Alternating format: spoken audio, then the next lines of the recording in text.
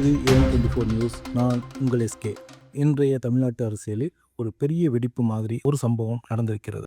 காங்கிரஸில் 39 சீட்டு டிமாண்ட். வரவிருக்கும் லோக்சபா தேர்தலுக்காக காங்கிரஸ் டிஎம்கேக்கு நேரடியாக 39 சீட்டு கேட்டிருக்கிறது என்று அதிகாரப்பூர்வ தகவல்கள் வெளியாகியிருக்கின்றன. 39 சீட்டா?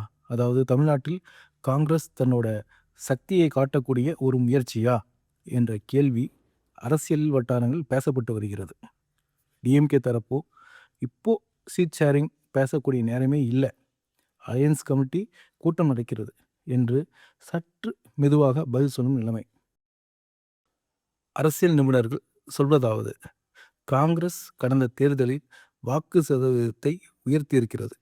தேசிய அளவில் காங்கிரஸுக்கு அலையன்ஸ் ப்ரெஷர் அதிகரிச்சிருக்கிறது. டிஎம்கேவின் செல்வாக்கை சமநிலைப்படுத்த காங்கிரஸ் முயற்சி செய்கிறது. ஆனால் டிஎம்கே உண்மையில் 39 சீட்டு கொடுப்பாங்களா? அதுதான் இன்றைய முக்கிய கேள்வி. ஏஐசிசி தலைவர்கள் நடிகர் விஜயை சந்தித்திருக்கலாம் என்று பெரிய செய்தி ஒன்று இன்று பரவலாக பேசப்படுகிறது. இந்த ஒரு தகவல் தமிழ்நாட்டு அரசியல் நேரடியாக ஒரு பெரிய அதிர்ச்சியை உருவாக்கியிருக்கிறது.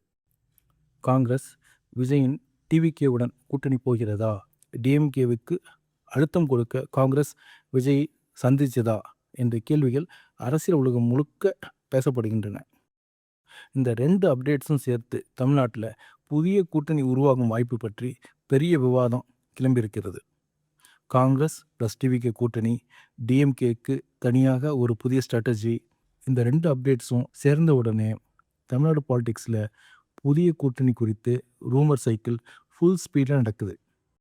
இது எல்லாம் அஃபிஷியல் கன்ஃபர்மேஷன் வரும் வரைக்கும் ரூமர்ஸ் தான். ஆனால் இந்த வரிசை சம்பவங்கள் தமிழ்நாட்டு அரசியலில் புதிய சூட்டை உருவாக்கிவிடும் என்பதை உறுதியாக கொள்ளலாம். இன்றைய முக்கிய அரசியல் அப்டேட்ஸ் இதுதான். நான் உங்கள் எஸ்கே, AB24 நியூஸ். சப்ஸ்கிரைப் பண்ணுங்கள். அடுத்த அப்டேட்டில் சந்திப்போம்.